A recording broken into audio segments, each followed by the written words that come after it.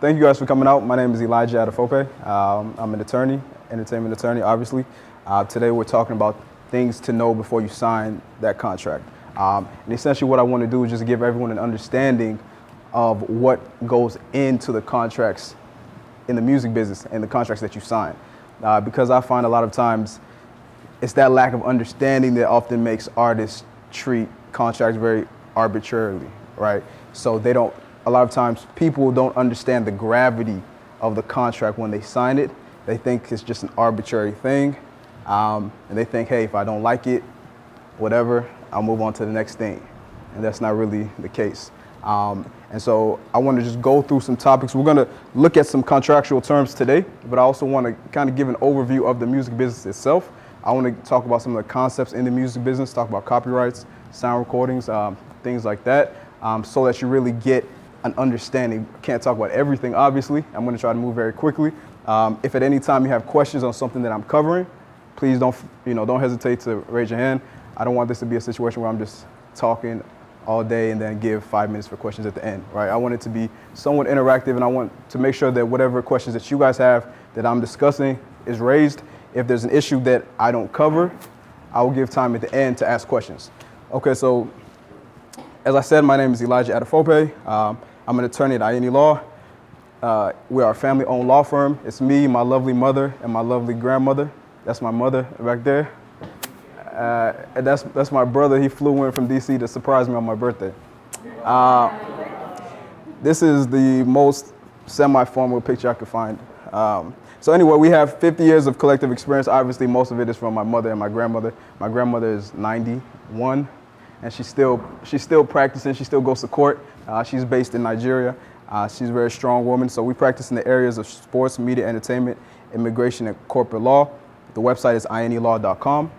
My email is elijah@inlaw.com, and my Instagram is Attorney Adefope. Now, moving forward, so what is the music business, right? So, I moved here from Nigeria when I was about 6 years old. And so when I think about the music business, one of the earliest thoughts that I have is the Mo Money, Mo Problems video with P. Diddy, Mace, and Notorious B.I.G. That's like the earliest memory I have of the music business. And I remember that time. I don't know what people call it officially, but I think it'd be fair to refer to it as kind of the golden age of the music business, right? Because the budgets were big. I mean, it's so crazy. They were literally spending $1 million on a music video. Now they're shooting movies on iPhones, right? They're shooting movies on iPhones. Back then they were making music videos for $1 million. I mean, nowadays artists are making music videos with the iPhones and they're getting millions of views, right? So the difference between back then and now is crazy. That's kind of another point. But when I think about back then, especially growing up, the budgets were big, everything was glamorous. You didn't have this transparency that you have now. You couldn't really see what your favorite artist ate for breakfast. You couldn't, Instagram artists can just get on live. They can talk to their fans directly. You didn't have that back then.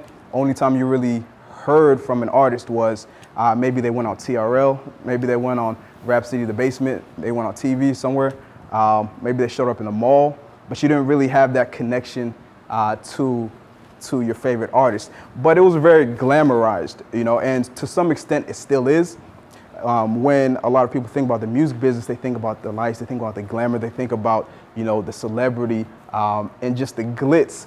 And so when we talk about the music business, there's a disconnect, right? So when I talk to artists and I explain to them certain concepts like master recordings, compositions, I don't know if you guys ever seen this meme before, but anyway. When I talk about mechanical royalties, I talk about performance royalties, I talk about publishing, I talk about all these things, artists' eyes start to glaze over. I tell them, okay, you need to do this, you need to do that. They nod and they say, okay. And then a lot of times they go off and do the opposite, right? That's just how it is. But you guys are not like that because you guys showed up today on a Friday. So you guys are serious about your business. But when we talk about the music business, it very much is a business. When you look at all of these major companies, from the Universals to the Sonys, to the Warner Brothers, even to film companies, who have some role in music business through sync licensing, through scoring their movies, they take it seriously and they understand this stuff, and they have teams of lawyers who understand this stuff. And the problem is that so many artists, writers, producers, they just want it fast. They want to get into the music business because they think it's an easy route. They want to look at, artists like Jay-Z, who just became a billionaire, and they say, oh, I want that.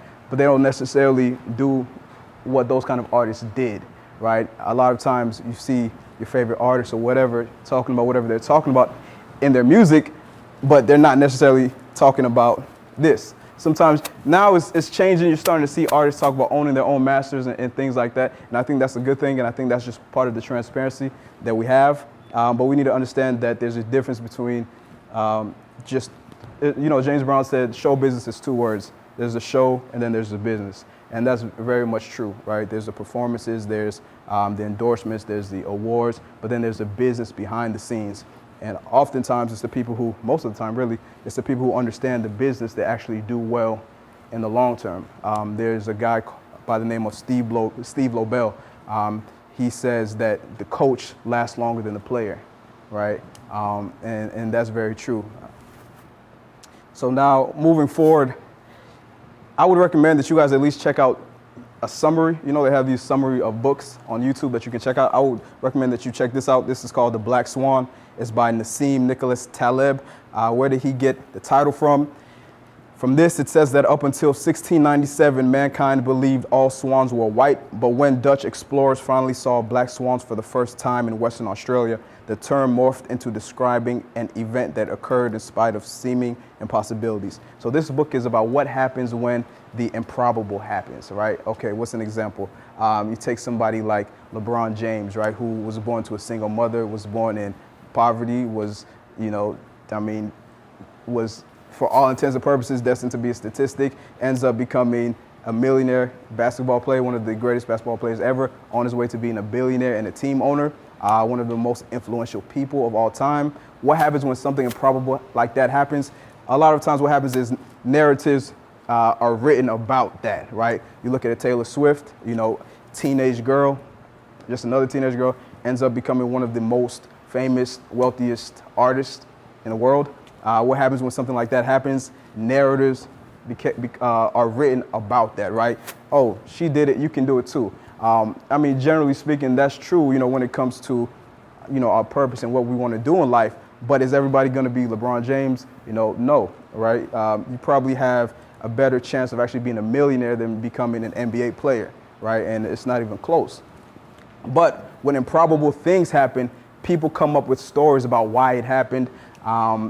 And people start to think that, oh, they did it, I can do it too, just like they did. And that's not the case. And that's not to say that, a basketball player can't become LeBron James, but there's only one LeBron, there's only one Kobe, there's only one Jordan, there's only one Magic Johnson, right? If everybody were these guys, they wouldn't be who they are, right? And so this book really touches on that. And the reason why I bring it up is because when people think about the music business, they think about the biggest artist, and they say, I want to be the biggest artist. It doesn't mean that you can't be successful in the music business. And the truth is, and I don't talk about it this much because, people like working with people who are encouraging and motivating, who tell them, you're going to be a billionaire, right? But the truth is that, most artists don't succeed in the music business, right? It's very hard. The success rates are very small. And those who do succeed, oftentimes don't have a career that lasts longer than 3 or 5 years, right? If you think about, some big songs that have come out in the past couple of years, I'm sure you could think about some artists that you haven't heard from in a while, right? And so that's just the story. And so I think, though, that even with those odds, right, I think if you understand the odds, you understand how hard it is, then you should be more aware to make sure that everything that you do is correct, right? And you should be more you should be more proactive and make sure that, if you do succeed, if you do start to get that traction, that you're taking the right steps, right? You're protecting yourself. You're making sure that you get your agreements reviewed, right? You're saving your money if you do happen to have that big hit, right? Because not a lot of people do. And so that's what this book talks about. It talks about just improbabilities. And when improbabilities happen, you need to understand that they're improbabilities and it's not promised. Now, moving ahead, the reason why I put these people here is all of these individuals did not actually garner significant mainstream success until their mid to early 40s, right? I believe Susan Boyle, when she actually blew up, she was in her 40s.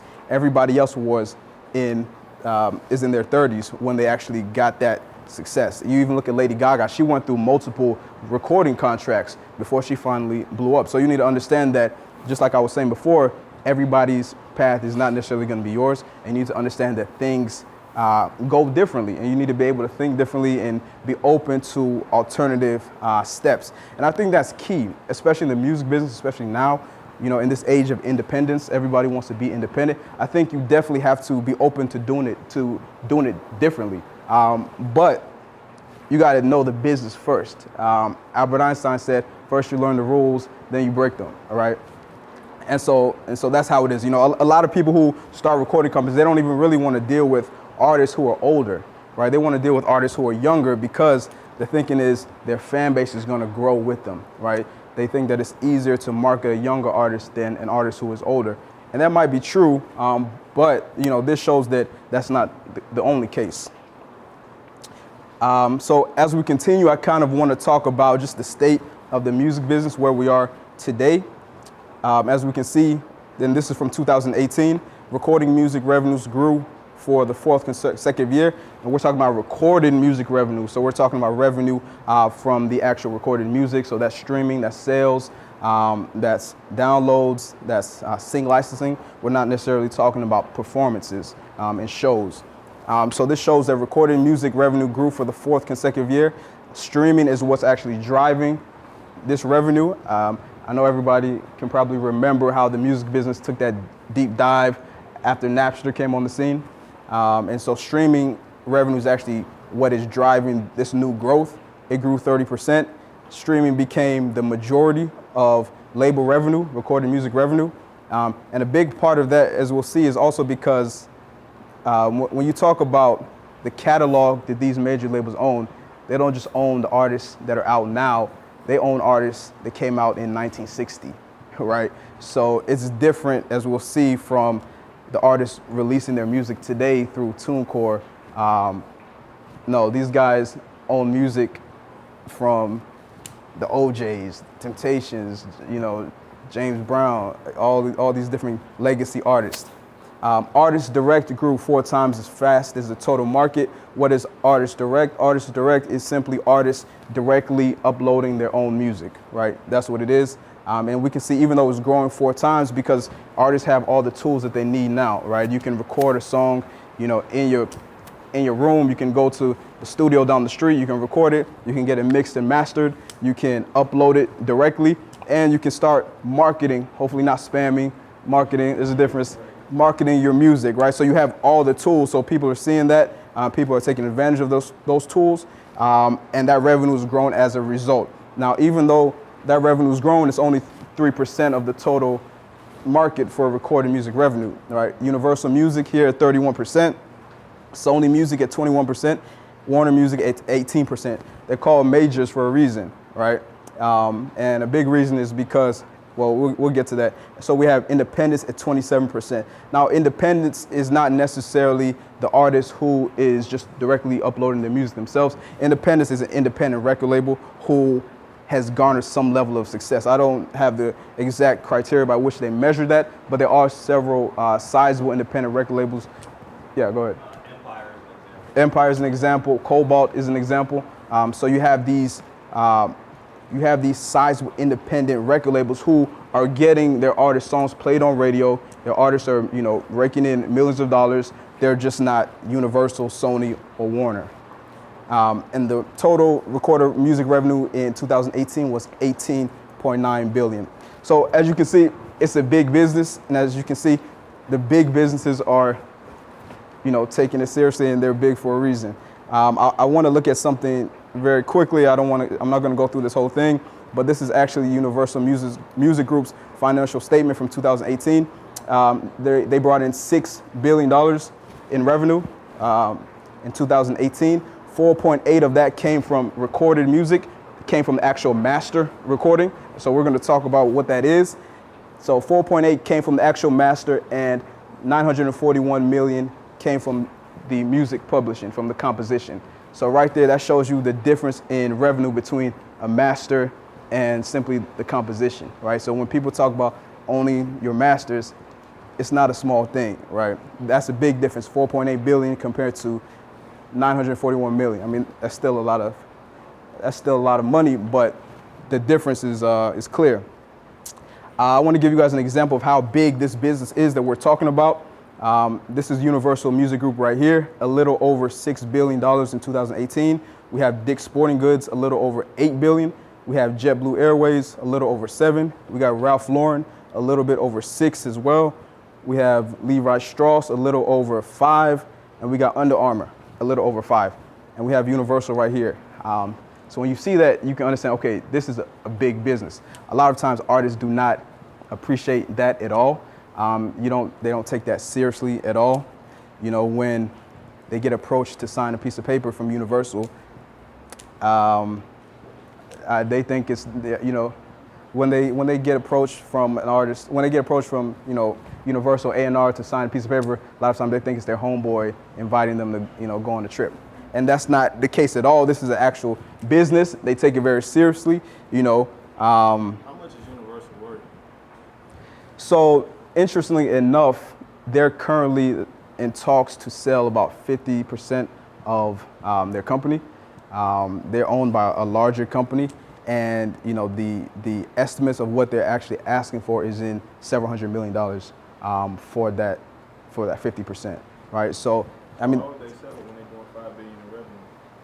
Well, so that's okay. So that's a good question. So that's gross revenue. If we look at the actual, so right here, 902 million right here. That's EBITDA. That's earnings before interest, taxes, and amortization. So, you know, they're not keeping that whole 6 billion in short. And then also you have to think that they're owned by a company called Vivendi. Vivendi is a French company.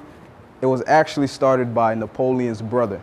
That's just weird fact. It's old, right?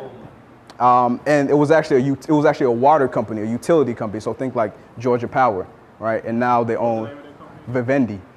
Vivendi, Vivendi. Isn't the correct name Universal Vivendi? Isn't that the whole name? Well, the whole name is Universal Music Group, but they're a wholly owned subsidiary of Vivendi. And so Vivendi, they also own a company called Canal, which is it's essentially a cable company. You know, television. They produce television shows, movies, things like that. Why they want to sell it, I don't know. If I would guess, I would think maybe they want to. You know, obviously, that's some profits for the family that owns the company, and maybe they want to invest in other areas. I don't know. Okay, moving forward. So, interestingly enough, this is some comments that they had, and just some statistics about Universal Music Group. And I mean, we're getting to the music business stuff. I just kind of want to give that overview so you understand what we're dealing with. Universal Music Group has a little over 8,000 members of staff. They have over 50 record labels, subsidiary record labels: Capitol, Republic, Interscope, Island, Decca. And so also United States is the world's largest music market. Japan is the second largest. Now this is interesting. About 35% of the marketing and recording investment is dedicated to artists releasing their first album, right? In the US, UK, France, Germany, and Japan. And I kind of want to stop right there because, you know, they're saying that 35% of the money they invest into music goes to artists who are just releasing their first album. Now, if I ask you a question and I say, if you can name me the artists that you know who have already released an album, right? You could probably give me a sizable number. If I asked you to name me the artists who haven't yet released an album, it's going to be a smaller number, right? And it's probably going to be much smaller. But this is saying that 35% of the money they have to invest in music is going to artists who haven't even released an album yet. And so that's showing you, one, that their focus is really on their focus is really on new artists, right? And that's also showing that there's a disproportionate amount of investment going to new artists rather than older artists. And you know, one thing that you need to understand is that their business model, and one of the reasons why their royalty rates are so high, or the percentage they take, right, on their record deals are so high, is because it's similar to like a venture capital company, right? we're going to invest in a whole bunch of different artists. Most of them won't make it, but if one makes it big, that one is going to pay for all the other investments, right? And that's something that you really see in practice, that so many times artists will release an album, and it's not even that it doesn't do well, right? Because, you know, as an artist, if you're making music and you make $500,000 in a year, you know, in total revenue, that's great. I mean, I don't know about y'all, but for me, that's great. But for a major recording company who probably invested maybe $1 million in you, they lost money, right? And so they're not going to reinvest in you unless you have some kind of connections in the building. Maybe you know an A&R, maybe they just believe in you. Okay. Lastly, its publishing business has more than 184,000 agreements, and its catalog contains more than 3 million owned and administered titles. Take from that what you will. Now, basically, this is just financial statement jargon that says that they're focused on investing what's going to make them money, right? Because it's a business. And as a public company, their fiduciary obligation, that means that they have to act in the best interest. Their fiduciary obligation is to their shareholders, right? It's not necessarily to the artists, it's to the shareholders, right? So if investing in an artist is going to lose them money, 9 times out of 10, they're not going to do it, right? And so those are the dynamics that you have to understand. And part of how you get around that is making sure that you as an artist, writer, or producer, you to your best of your ability. I mean, the music business is extremely hard. It's simple, but it's hard, right? The way that you get around this and get a more equitable deal is in making sure that you have proven yourself, right? Whether it's as an artist, writer, or producer, then you can demand certain things that you probably wouldn't have been able to demand if you just walked in the street. Okay, now we start talking about. With artists that are signed to record labels under bigger ones like Universal, Mhm. and they have royalty deals, does the money go to Universal or to that record label, to the small record label first, and then to Universal, or how does? Yeah, it will go to the small one first because that's who they're signed to, and because they're signed to, it depends, right? So let's take Drake, right? Drake has a label called OVO, right? And now Drake's OVO label, excuse me if I'm wrong on this, but I believe it's signed to Warner. Now, in a situation like that, that's more of a joint venture. It might be wholly owned, but I think it's a joint venture. But in either case, because OVO is signed to Warner, an artist who signs to OVO is not only going to see revenue taken from them, from OVO, they're also going to see it taken from the parent company, right? There's also cases where subsidiaries will have distribution deals with the major labels. So they're just like, it's literally just distribution. So the major labels don't touch any of the masters that's owned by the subsidiaries. Yeah. Like Island Records Yeah. and Universal. Yeah. They have distribution. Yeah. And to her point, it all depends on the arrangement between the subsidiary company and the parent company, right? And so it's not cookie cutter one way all the time, right? And that's part of understanding these agreements and these business relationships is that when you get a contract, you need to understand what the contract says. Does the contract say that, you know, your revenue is being taken by not only this company but that company, or is it just being taken by the wholly owned subsidiary because it's wholly owned and it's essentially an imprint and a part of the overall label? So now we talk about copyrights, and this is really the heart of the music business. I was just watching a documentary on Clarence Avant on Netflix. You saw that this morning? I couldn't get through the whole thing. Me neither. But Clarence Avant is a special guy. But anyway, one of the things that they talked about is that he saw that the business is about the master recordings, right? And that's master recordings. We'll get to that, but it's a form of copyright. Now, what is a copyright?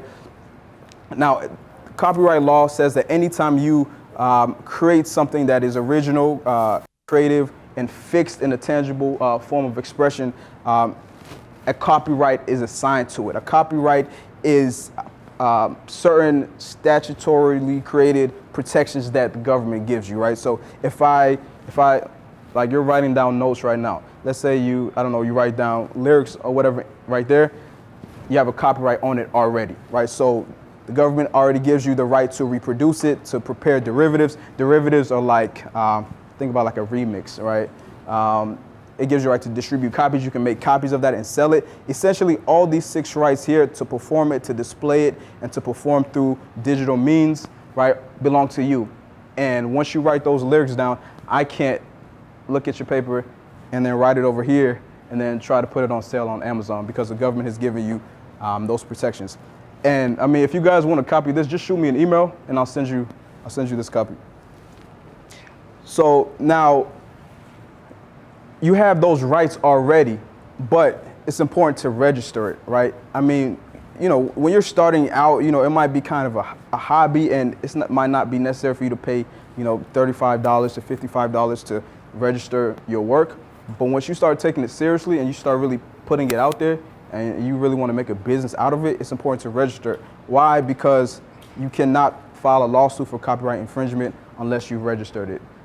There was some kind of back and forth and debate about it, but the Supreme Court actually just ruled that unless it's registered, you can't file lawsuit for infringement. Now, why?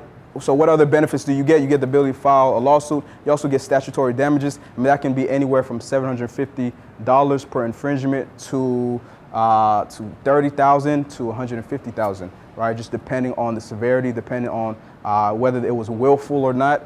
You also get a public record of ownership. This is an exception to when you can file a lawsuit without having registered your copyright. And the exception is generally to prove that it belongs to you, right? I don't know if you guys saw what's going on with Kawhi Leonard, but that's an example.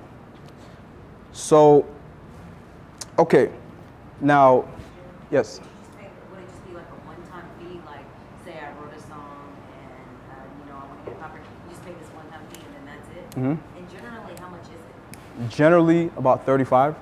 Really? Yeah, yeah. Okay, so now sound recordings and compositions. I talked about master recordings, and I want to explain what that is, right? So when you just like you mentioned, if you wrote a song, there's 2 different types of copyrights for that, right? So you wrote the lyrics. Let's say maybe you had the musical notes accompanying it, maybe, or maybe you just have the lyrics. Now that's what's known as a musical work, right? The lyrics plus the music, right? But that's that. Now let's say you actually record it. Now you need to copyright that as well because that's what's known as a sound recording, AKA master recording or AKA master. And we'll continue to talk about those. So now I think it'd be better if I show the difference between sound recording and composition. Okay. And it can get a little technical too. This is the original Georgia on My Mind song. It was written in 1930 by Hoagie Carmichael. He wrote the music and Stuart Gorell wrote the lyrics.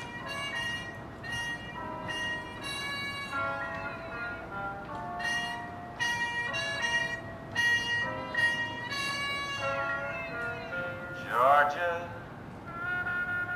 Georgia, the whole day through, just an old sweet song keeps Georgia on my mind. Now, right there, we're dealing with 2 things. We're dealing with the sound recording and we're dealing with the composition. Now, the sound recording is the mixed, mastered, all right? That's probably why we call it mastered. It's the version that's been mixed, mastered. It's what you hear when I just played it. That's the sound recording. The composition is the actual lyrics and the underlying musical. That's why it's called musical work. It's the musical composition. Now let's play this. This is the Ray Charles version that many people know.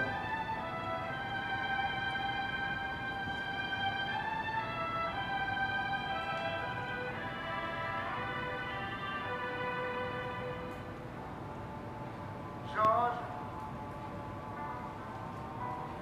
Georgia, the whole day through,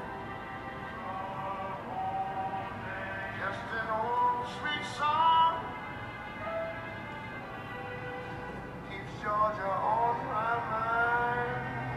Did you guys ever see the Ray Charles movie with Jamie Foxx? It's so crazy how he really embodied Ray Charles. That was crazy. But okay, so as we can see, he's singing the same lyrics as the former version, and it sounds like he may have borrowed some of that actual music too. And so he's using their copyright for their composition, right? And he would have had to get a license for that. But this is a completely different master recording, right? And he didn't use the same. Sorry if I keep switching between master and sound recording, but he didn't use the same sound recording as the first version, right? So the only copyright that he'd be responsible for is the composition. And that's key to know if, let's say, you're in sampling, right? Kanye West, one of the best producers who uses sampling out there, right? If you're sampling a song, let's say, Kanye West wants to make a song and he wants to sample an Elvis song, and he actually samples the sound recording. Now he's responsible for not just the lyrics and the music, which is the composition, he's also responsible for the actual sound recording because he's actually using what's been mastered, what's been engineered, right? And that's why clearing samples is so important, because a lot of times, especially if it's so easy to do now, I have clients all the time I had somebody who he sampled a song by the OJs, Backstabbers.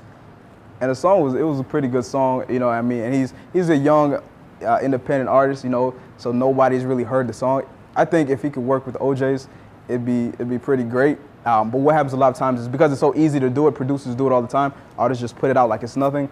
The danger though is when it actually becomes big and you haven't already cleared it, entered in some kind of agreement, then most of the time you probably won't get turned down, but they'll probably take your head off when it comes to royalties and percentages.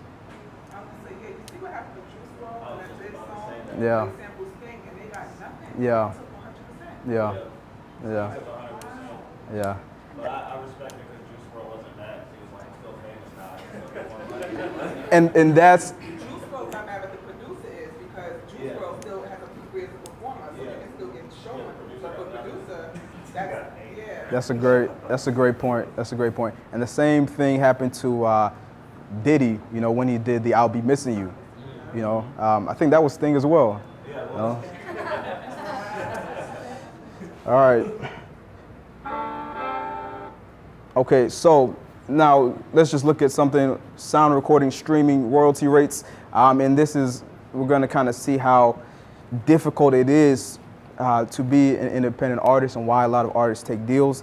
These are just the streaming rates. I'm not going to go through each one. Let's just take Spotify because it's so popular. The total plays needed to earn, let's say $1,500, is 336,842.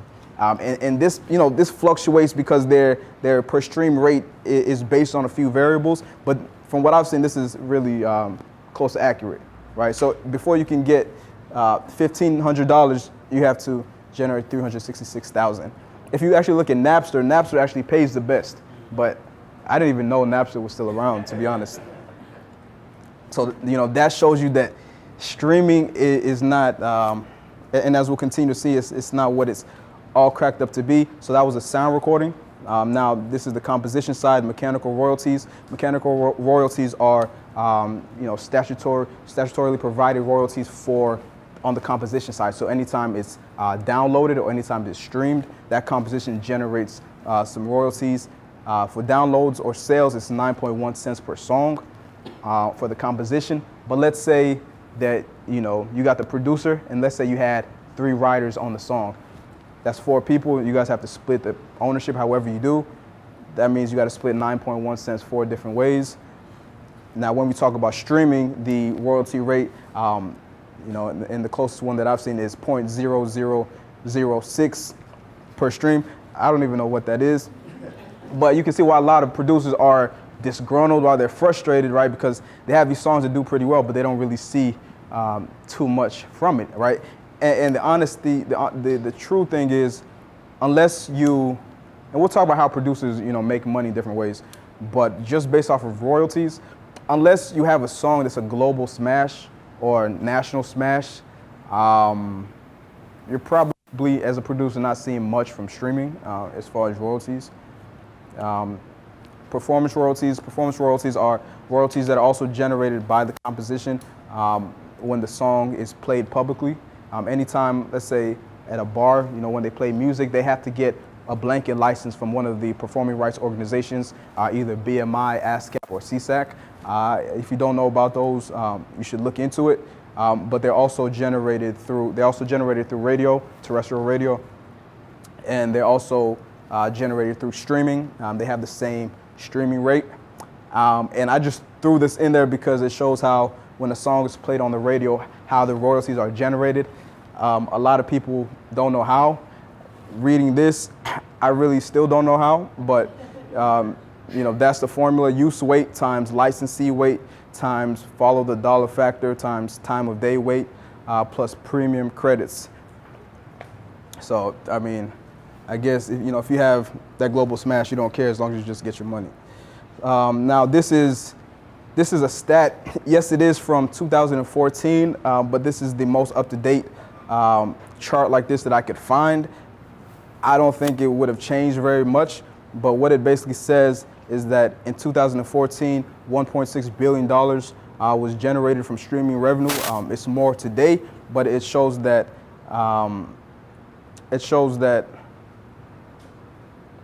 now you see 10 artists generated $12.2 million. And essentially what it says is that the top 3.5% of artists are generating most of the money. And it's very sobering to see. But a big reason why it is because when you're signed to a major label, some of the things that you do get are promotion. When you turn on Spotify and you see the artists that have the banners or whatever it is, it's because it's marketing dollars back in that. And so yeah, it is what it is. And it's also another testament to the fact that streaming, when you look at streaming revenue, it's a collective figure. It's not based on any one artist. So I would definitely like to see a recent statistics regarding this. Okay, so now based on all I've showed you, if you're still excited about being in the music business, you can understand why people sign recording contracts. Because as an artist, man, I'm an independent artist, I'm an independent writer, I'm an independent producer. I want to get my music out there. I'm putting my music out there. I'm trying to get people to hear me, to continue to follow me. I'm trying to build a following base. Maybe I'm seeing some progress here and there. Oh, yeah. I have a question. Yeah. Do you really think, you ever heard of Young Dolph? Yeah. Do you think he really got an offer of $22 million? Or you think that was just a publicity stunt? I'm being recorded, man. So his question was, and I'll be repeating questions. His question was, Young Dolph, a rapper, he said that he was offered $22 million for a recording contract. He asked me if I believe it. I said I'm being recorded, so I can't.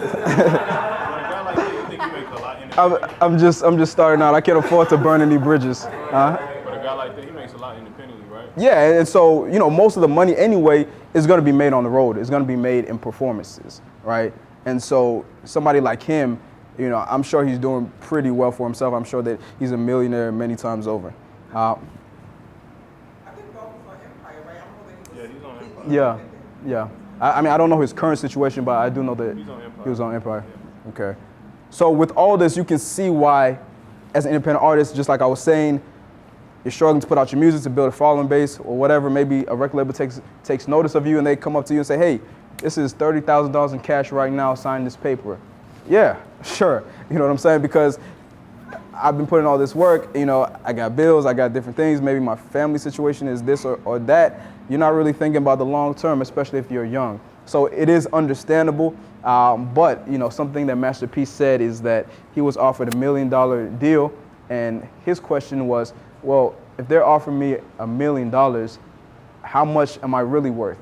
If you look at LeBron James, he was originally approached by, I think it was Reebok, and he was given a sizable, more money than I've ever seen. He was given an offer and he turned it down, right? Because his question was, if they're offering me this, how much more can I really get? And that's a good question to know. And that's something that you have to know for yourself. You have to have people around you who are straightforward and honest with you. because sometimes labels would just snatch people up because of hype.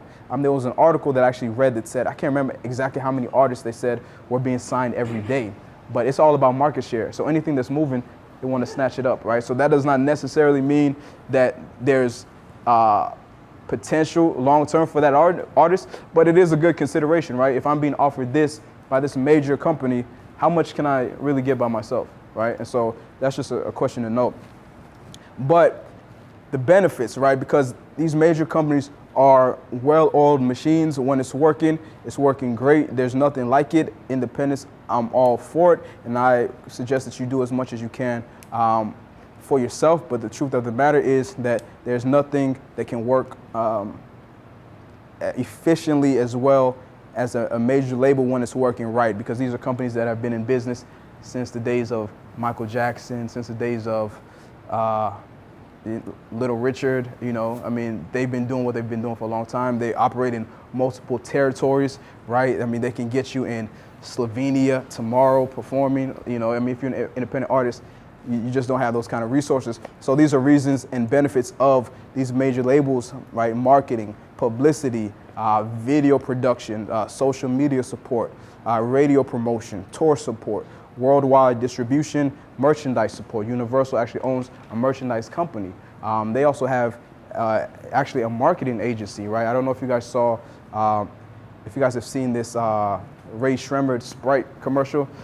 I can't stand that commercial. But the commercial, it's a nice commercial. But the that was actually produced by the agency, in-house Universal agency. And so those are the resources that they have. And I really think they're going to continue to do more, possibly even buy, maybe even create streaming services, right? Because it's all entertainment. And if I can plug my artists here and I can plug them here, if I can get them in a commercial here, I can get them in a movie, I can get them in this, that helps the bottom line. And so those are the benefits that these companies have.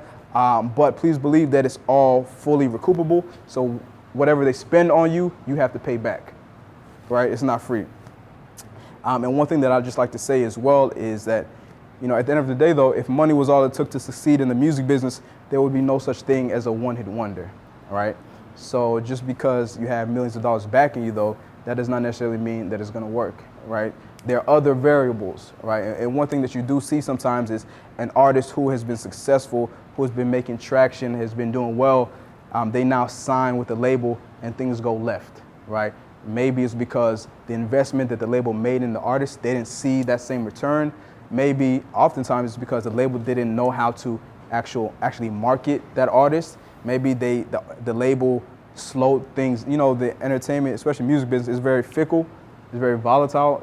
People's attention spans, especially Instagram. I kind of noticed for myself that my attention span for reading was becoming like when I sit down and read a book, I noticed that I started reading like I was reading an Instagram caption, right? So I would read like a paragraph and then stop and get tired. You know what I mean? And that's very alarming. But that just shows how social media is kind of conditioning us. And so an artist who is doing well, and let's say you sign with the label, and the label starts slowing things down because, again, 34% of their investments, 34% of the money they have allocated for investment, they're spending on new artists.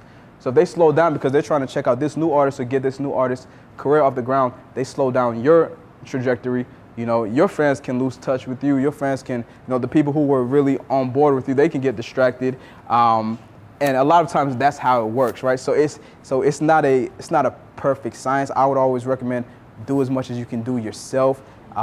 Build up, your cachet, and then try to enter into some kind of joint venture relationship or some kind of exclusive license agreement like we'll get to. So what really happens when an artist does it get the money back that they borrowed from the label? Is the contract void or whatever? It depends on the specific contract. Sometimes you can be stuck for a few years just because you haven't paid back and they're not going to renew another. And we'll get to a little bit of that. But sometimes you just be stuck in the contract. Sometimes you can buy out of the contract. Sometimes they might let you buy it out, especially if they don't think that you can continue to do well. But one way or the other, you probably have to pay it back, unless there's just nothing there. But there are artists who, There are artists who have been signed for several years, you know, and haven't released an album just because they haven't recouped on the label's initial investment. That goes back to like the publishing rights, right? Like you can't publish your own music, you have to publish your label. Yeah, because the contract, it depends on the type of contract, but you know, they will have some terms that keep you from releasing music, right? Because they still own the rights to your music, right? So even though, you know, they're not putting any music out, the contract says that you can't put any music out yourself either. That's like the situation that Lil Uzi been in the past few years. Yeah. Jay-Z had to file his contract for Uzi, right? Mm. I think Rock Nation only has management rights. They don't have Yeah. recording. They didn't buy him out of the recording. He's Oh, still they another don't. generation now. Still is? They just got management rights. Before he was signed under management and recording. Now generation now just has recording and Rock Nation has management. So moving forward, and I'm going to try to move through some of this stuff quickly. I want to look at some of the different types of agreements. I talked about an exclusive license recording agreement. Artists like Beyonce and 21 Savage have this type of recording contract. So when you hear 21 Savage talk about owning his master recordings, this is what he's talking about. Essentially, this agreement, it does not transfer ownership to the label of his recordings. It essentially licenses them to him or to the label or leases them out. Let's look at some of this language. It says, the term of this agreement shall be a period commencing on signature of this agreement and continuing for 9 months from the date above, or if longer. So basically it's saying that the length of the agreement is going to be at least 9 months from when it's signed, or if longer, 6 months after the initial release. So that's how long he's going to be contractually obligated to this company.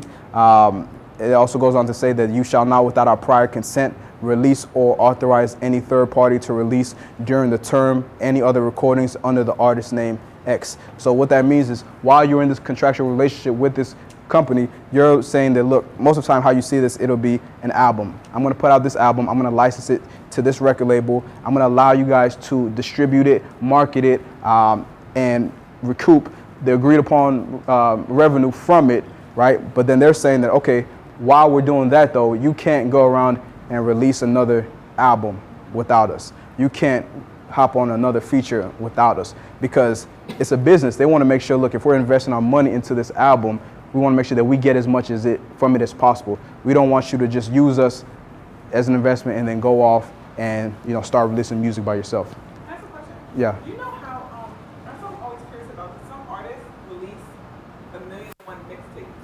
And I know they don't necessarily get a budget for it from the label. Yeah. But can the label not like quash that? Like, no, you can't do that. Like, you have album commitments. Like, do you know how that works? It depends on the terms, right? So I know, for example, sometimes artists will be in those kind of disgruntled relationships and they'll say, look, I'm just going to put out this song or this album by myself. They put it out, that same day it gets taken down, right? And other artists have some kind of dispute, you know, think about Lil Wayne and Cash Money, but they're still putting out songs, right? So, I mean, it just depends on the terms of the actual contract, and maybe even depends on just the sentiments of the party that they're signed to, whether or not they want to pursue it, you know, or maybe that even if they do put it out, the company's still going to get the royalties from it anyway, you know. But hip hop is kind of weird because, you know, well, I don't want to get off track.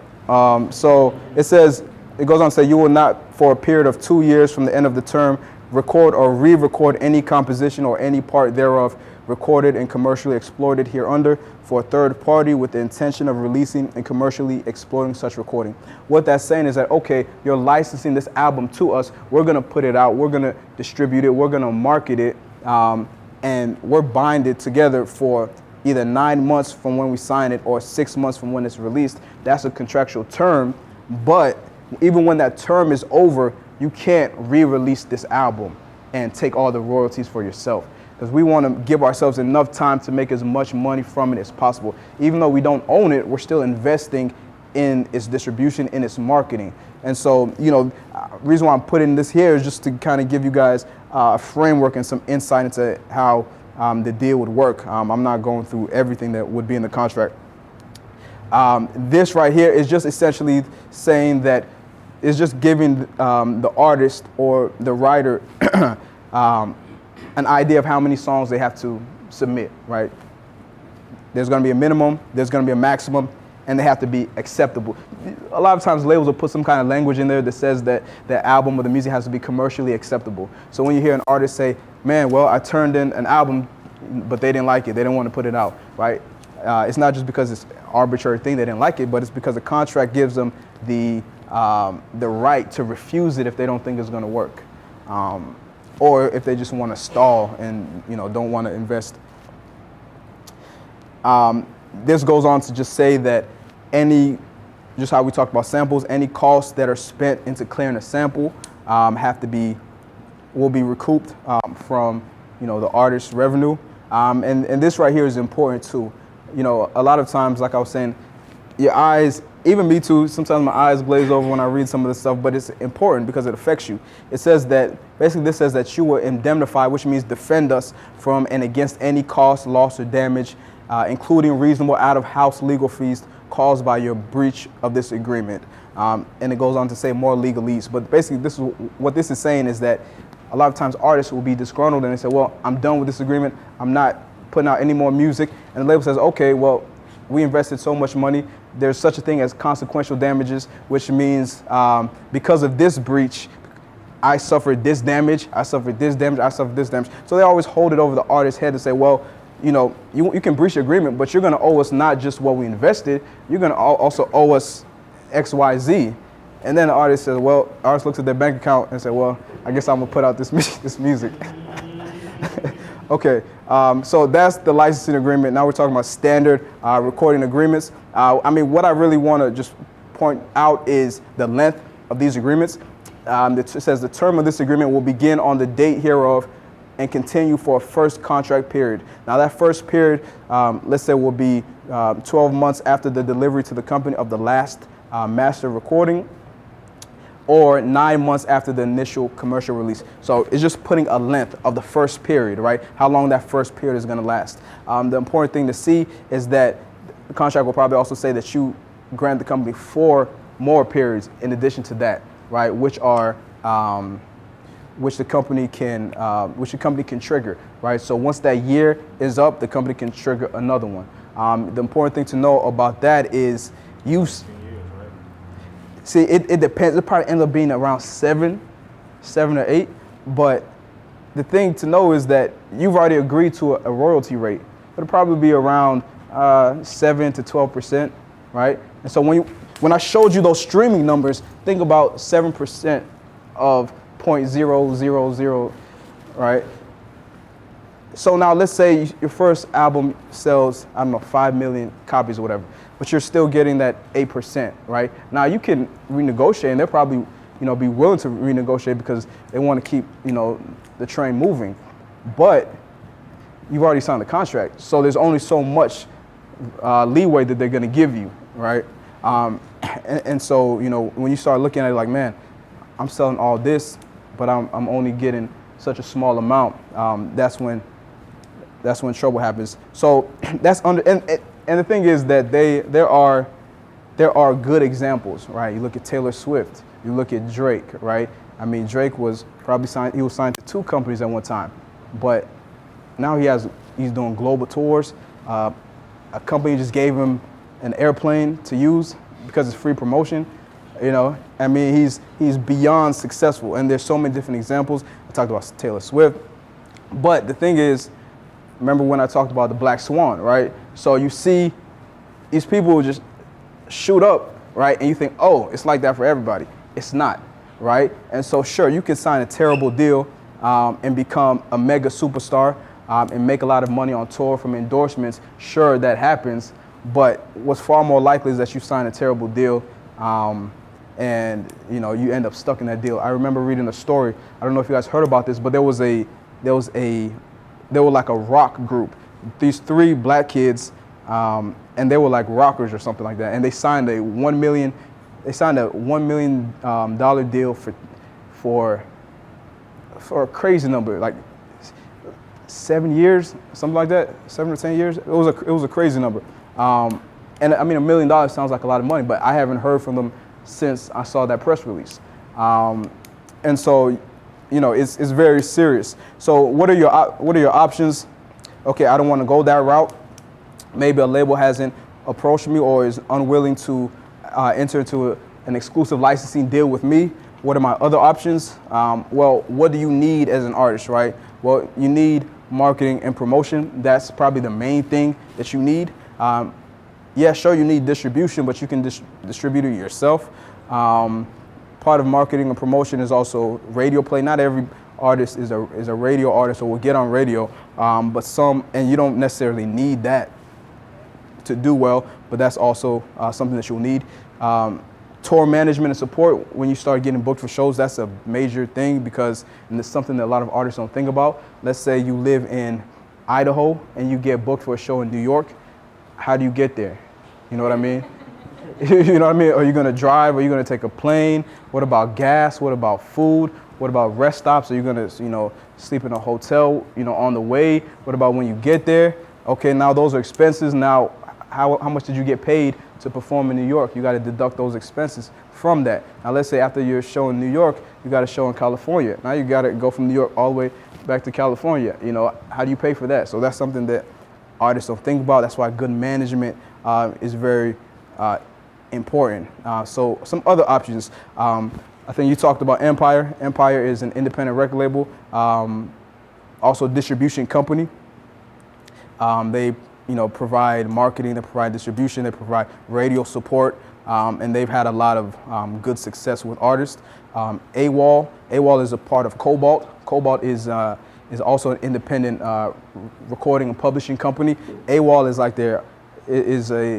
like their record label arm. They provide distribution. They also provide streaming support, marketing, some promotion, and they say that they have a lot of artists who are making a living off music independently, anywhere from $50,000 to $100,000 a year, just simply using their services, right? Not signed to a major, right? And as an independent artist, $100,000. I mean, for anybody, $100,000 is a good amount of money. And if you're smart, you'll take some of that money and invest it in different areas and just continue to hopefully build your career. WME and CAA, well, now they're actually called Endeavor, and they actually just filed to go public, which is crazy. But these are talent agencies. If you name me any big actor or athlete or artist, they probably work with one of these companies, most likely 9 out of 10. And they're talent agencies. So I'm trying to think of I don't know if you guys ever seen the movie Rain Man, right? CAA put that movie together. So they're a talent agency, and what they do is they can get you booked for shows, they can get you into movies, they can get you into appearances. And so it's another option, right? Because let's say as an artist, let's say that, because one thing is, if you're an independent artist and all of a sudden your song blows up out of nowhere, you're on an app, and over time your song blows up. Now millions of people listen to your song. This is me personally. Everybody's situation is different, but to me, it doesn't make sense to go from that to just signing a standard recording contract. Why? Because your song is streaming millions by yourself. You did that by yourself. So why do you think that you need to sign a deal that's going to keep you tied up for at least 5 years? Yeah. I would like to say that because I rap, but we work in nightclubs and EDM around here. Okay. And that's what 90% of EDM artists do. They don't sign record deals. Yeah. They get on an agency. Yeah. And then they get Sign like an EP. an EP deal. Mm. Like just the actual music. Yeah. Yeah. But not them as an artist. Yeah. And they just tour with their tour. All Yeah. the time. So like for example, we have a friend named Zula. He's just starting. Yeah. He's starting just now to get international. So what he does is he got this one that released on Prime Audio. Right. That's one company, which is a huge EDM company, and then he just dropped another EP that is on another one. I think that's a much better route than a lot of artists should be. Yeah. And I just want to repeat what you're saying, because just in case we didn't catch it, you was just talking about how a lot of EDM artists, instead of signing a standard recording contract for at least 5 years, they will actually sign projects to a label, or they will just sign with an agency. And it's common sense, it's not, because if you do the research and you read and you look at, okay, what's valuable, how does this thing actually work, those things will start becoming apparent. And so, yeah, so I mean, what I was saying is an artist who independently does the improbable, gets millions of listeners, listen to their song. The wisest thing is not necessarily to sign a 5-year deal. Again, some people might get away with it, but for most people, that's not the route. Because you can easily, at that point, now all eyes are on you, especially, I don't want to name any specifics, but if your song is like, I don't want to say gimmick, but if your song is very unique and it becomes like a social, every year you have one of these songs that are like dances or it's just something weird, that, everybody from little kids to like, I say I'm not going to say any names, but you have these songs from now they just become phenomenon, right? So, but at that point, you just sign with an agency, right? The agencies, they're going to get you booked, they're going to get you endorsements, they're going to get you on Good Morning America, they're going to get you on ESPN and all these different places, right? And if you can follow that up again, then maybe you can negotiate a better recording contract if that's what you want, right? But if you can't follow that up and you sign a recording contract, now you're stuck, right? So it's really a win-win. But often what keeps artists from just thinking outside of the box and doing things like that is just a lack of understanding of the business and also just a lack of good management, right? Because there's a lot, when things start working, there's a lot that goes into it. Here I say management is resources, time, knowledge, systems, relationships, and ideas. These are all things that have to be organized, right? Your recording of music, your production, you have to organize that, how you distribute it, your schedule, how you collect your royalties, making sure that you're signed up with all the appropriate organizations, administering your publishing, touring. We just talked about how tricky that can be, making sure you register all your copyrights and trademarks, making sure that you're marketing yourself, making sure that your business is and your legal affairs and your business affairs are taken care of. A lot goes into that. And so what happens a lot of times is, an artist they just make a song, they just put it out, and they're promoting it on Instagram, on Twitter. All of a sudden, it does well. Oh, what do I do now? Well, the label says they're going to give me a $2 million deal and they're going to give me $60,000 up front. I'm going to take it, right? Because I don't really understand how the business works. I don't even understand how to get shows. I probably haven't even registered my song with the copyright office, right? I don't even know what to do next. My song is blown up. What next? Well, the label said they're going to take care of everything. So, if that's your situation, then yeah, it's understandable why you sign something like that. But well, that's why I'm here. You know what I'm saying? And even not just me. There are books out there. All you need to know about the music business is out there. There's a book that just came out. It was actually written by Obama's economic advisor.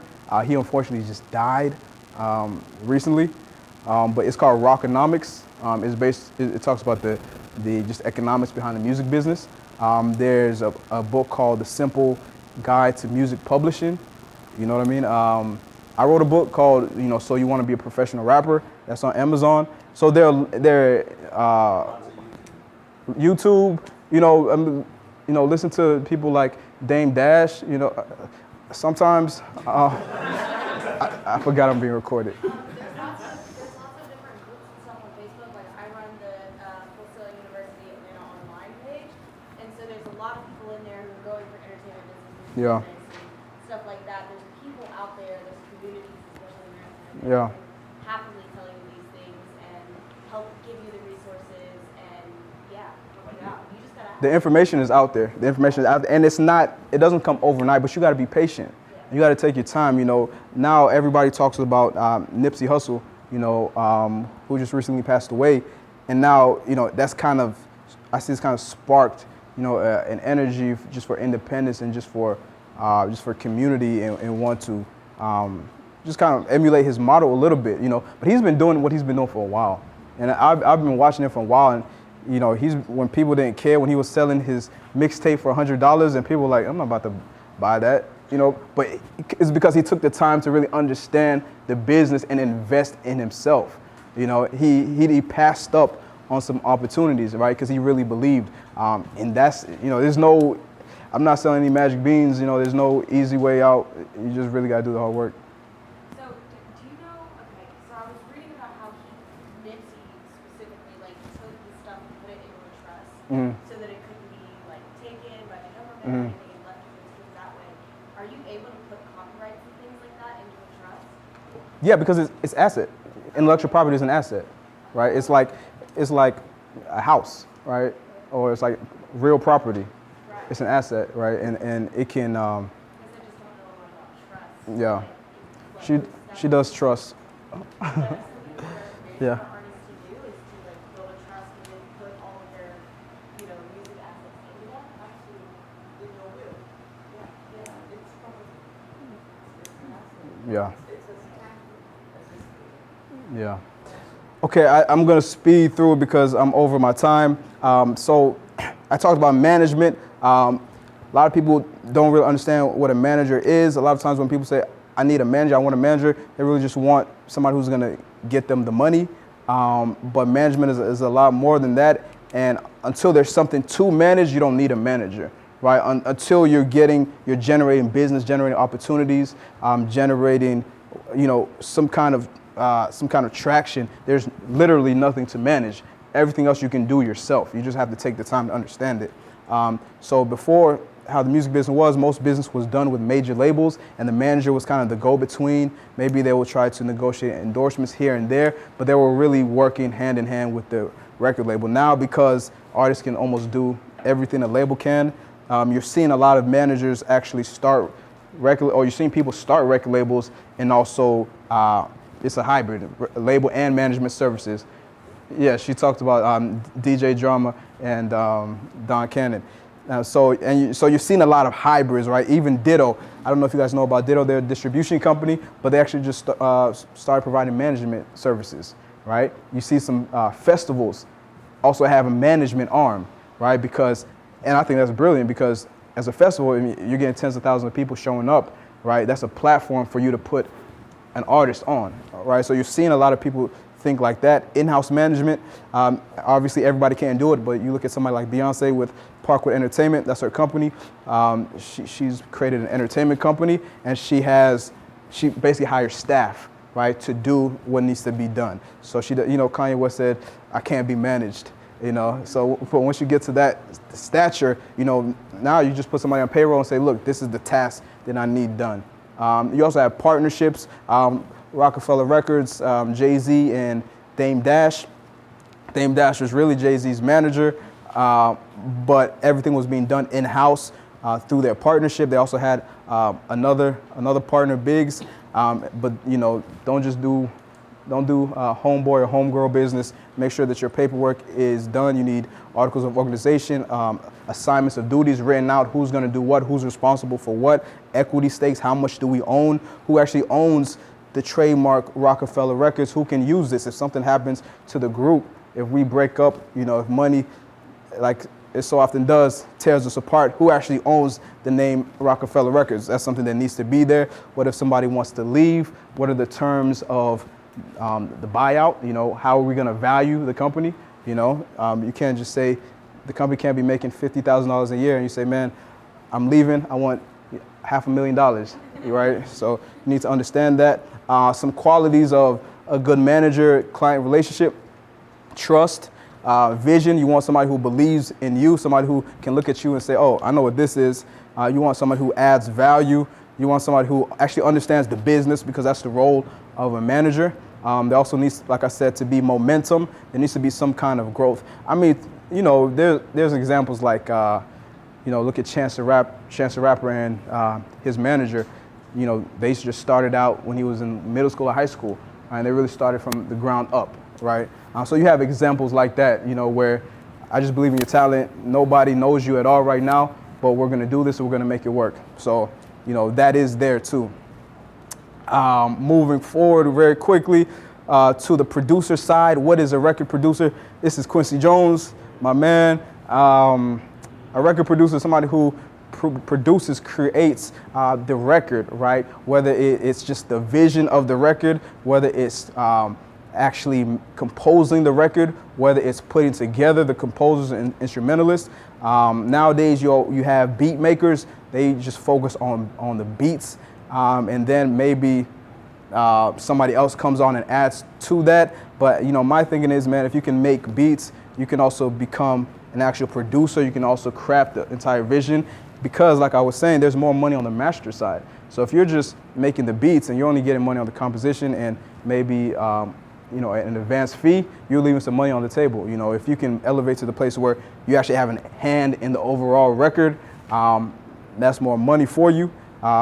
Sometimes that's a matter of leverage as well, but that's just an idea. So how do you make money as a producer? You can make money on, I'll get to that, that's direct upfront fees. So you have people who sell beats. You also have people who executive produce albums. That means they kind of craft the entire vision for the album.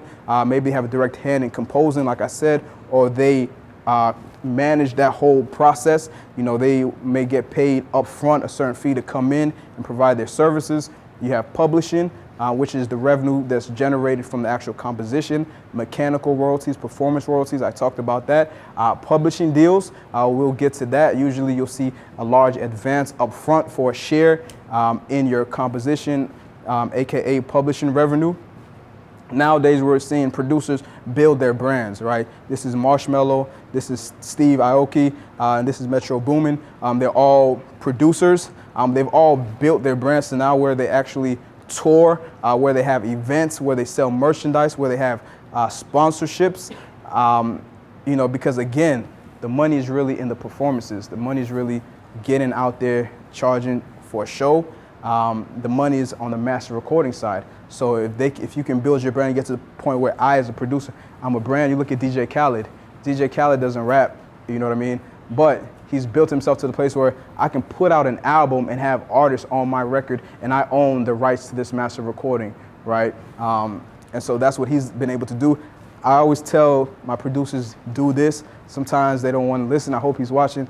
There's one that I'm thinking of. Sometimes they just don't want to be out there like that. They're more behind the scenes. You know what I mean? He says, oh, I don't want to be, I'm not putting his name out there, but he doesn't want to be a gimmick or anything like that. He says, I'm a grown man. I don't want to be a gimmick. And I respect that. But, you know, that's really where the opportunity is. Okay, now moving forward with producer agreements, so you'll see these especially with beat makers. You have non-exclusive agreements. And you have exclusive agreements. And the difference in the two is essentially what these agreements will say is that the exclusive is I'm giving you the full rights, I'm licensing the full rights in this agreement to you. I'm not gonna run through this whole thing because of time, but like I said, email me and I'll send it to you. But so essentially the point, when people do these kind of agreements, the point is to say that a non-exclusive, I'm essentially leasing it to you for an amount of time or for a certain amount of copies or streams, after which all rights will come back to me and we got to renegotiate another price. They do that because it'll be cheaper than if I give you all the rights. But what I want to point out is that, you know, these are licenses, right? So a label, let's say I'm a producer and let's say I license you know, a beat or 5 beats, and you put it on an album and the label comes to you and say, hey, we want to put that out on our record label. Now we need to go through all your paperwork to make sure that you have the full rights to it. But the label is not going to want beats that have just been licensed. They're going to want beats that have been assigned. And there's a difference. An assignment is a full, complete transference of ownership. That means you own it.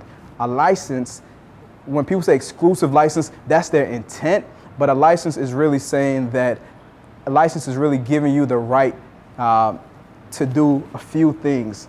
You know, think about a driver's license. It gives you the right to drive. So when I license you a beat, a lot of times there will be stipulations of what you can do with this beat. A lot of times it's just a matter of terminology. But sometimes really, in an exclusive license, you won't get all the full rights. It'll say you can do this. You can put it on YouTube. You can't put it on Spotify. Put it on Spotify, you can put it on YouTube, you can do this, but you can't make remixes, you can't sell it to anybody. So there are limitations with a license. So as an artist, what you need to really make sure is that it's good for a producer to just license it, right? Because if that song does well and the label wants to use it, then they have to come back and renegotiate. But as an yeah. Assignment owns everything. An assignment owns everything. Yeah, I mean, I had a situation where an artist, he was licensed a beat from France, right? And then we woke up one day and we heard that the song was blown up in Africa by a UK artist, the same beat. And so we reached out to their attorneys over in the UK, and it turned out it was a situation where the producer had licensed to both people, right? And you know, that artist was bigger than my artist, and that song was doing well, and they were willing to just, you know, go our separate ways And I wasn't going to complain or make a big fuss about it because they could have really tried to make a lot of noise about it. But that wouldn't have helped anybody. So as an artist, if you're getting beats from a producer, you want to make sure it's an assignment, right? If the intent is that you own it, then you want to make sure it's an assignment and not just an exclusive license, because it is a difference. Getting to music publishing, we talked about the composition as the lyrics and the music. Now, there's two different things. In the music business, people talk about the publisher share and the writer share, right? So you take the composition, so Ray Charles, Georgia on My Mind, the lyrics and the music, people will split it 50-50 between the publisher share and the writer share. And that can get kind of confusing, but we're still dealing with that 100% of the composition, the lyrics and the music. This is just a matter of terminology, especially for publishers. People who go out there and say, look, I'm going to make money off of this composition. Either I'm going to try to get you placed in movies, or I'm going to try to license this for whatever kind of use, or I'm going to just go out there and administrate and collect the royalties that are generated by the composition. But you need to know that you are your own publisher, right? Because once you make the music, you're the one going out there trying to make money from it and collect it until you sign a publishing deal. There are different types of publishing deals. There's an administration deals. A lot of times you see this in a situation where you see this in a situation with sync licenses, right? Sync licenses are essentially when somebody wants to place your music with a commercial, think about like commercial jingles or a movie, there's this movie coming out, Pets, that cartoon, and they're using Walk It Out, right? And that came out when I was in undergrad, but they got paid for the use of that song in that movie, right? So a lot of times that's how you see an administration deal, and they won't take any ownership. They'll just take 10% of the publisher's share, which is 50% of the composition, right? So like I said, it can get kind of funny. Co-publishing deal and full publishing deal. So when the producer signs that type of deal, publishing deal, how do they just take 10% of the? They take 10% of the revenue, so they don't take any ownership. Now with a co-publishing deal, they're actually taking ownership of the publisher's share. The difference between the two is one takes 25% and one takes the whole 50%. And let me go ahead and go here. What you usually see with these kind of publishing deals is that they will give you an upfront advance because, hey, we're looking at your stats, we're looking at your revenue, we're looking at your streaming numbers. You're making money. That's almost time to go. You're making money from this composition, right? So we're going to give you an advance, and we're going to take complete ownership of either that 25% or that 50%. And we will, in advance, and the life of a copyright is the life of the owner plus 70 years. And so that we own that. And so it'll have some terms like a recording contract. There'll be some contract periods that will automatically renew. And you give them ownership of that share, whatever that share is. And so, a lot of times people will do this deal, especially if they've had a hit or two, because you're getting a large advance. You can get 50,000, 100,000, $500,000 or more. And you give up your rights to not only, the share of the catalog that you're signing over, but also the share in the catalog that you create over the next however many years that you're signed to that publishing deal. A lot of times people regret it because, again, if they're giving you that much money, it's because they see that the money's there. It's just the money is going to be generated over a longer period of time. And so people say, well, man, I got stuck in this deal. I wasn't able to make any music, and the money that I gave up, I would have made anyway.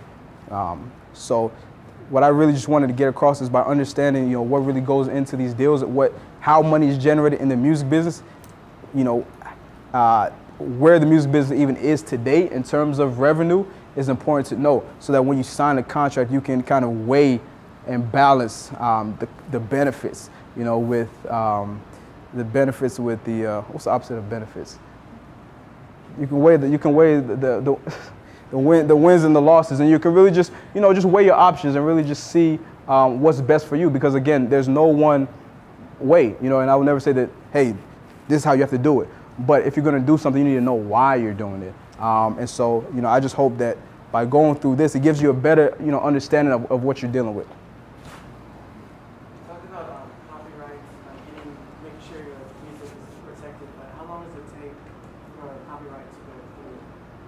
Not long. I would say, yeah, not long. Maybe a month to 3 months. Within 3 months' time. Yeah. Oh yeah, definitely do it online. But you can also like record it on the CD or flash drive and send it in. Yeah. What's the best way to gain connections in the music business? Just networking, man. Going to events, and also just seeking to provide value too. You know, a lot of times people when they network, it's what can you do for me? What can I get from you? But always, I would say, looking when you come across people, think how can I help this person? How can I add value to them? You know, of course, it has to be reciprocal. But when you go to different, music business events and networking events, just have that in the back of your mind. How can I actually bring value to this relationship? Because it is a relationship-based business for sure. Also, registering with the performance rights organization, they're gonna have your back with like royalties and send you checks, and also open up more networking opportunities and more opportunities for you to meet other people in the industry, like other producers that you can work with, etc. Once you registered with them, they got your back, so that they're the ones that like collect all the money when your songs played on radio or anything like that. Like always register with your Yeah. performance rights organization. Yeah. Either one, ASCAP, BMI, state. Yeah, but it is tough. You gotta be willing to grind. You gotta be willing, like I said, to get it out of the mud. It's not easy. There's a lot of competition. Everybody in the music business is trying to make it too. And like I said, there's no cookie cutter steps. But if you understand the business and you understand what's going on, you can make your steps better. All right, that's it for me. Thank you guys very much for coming out. I appreciate it.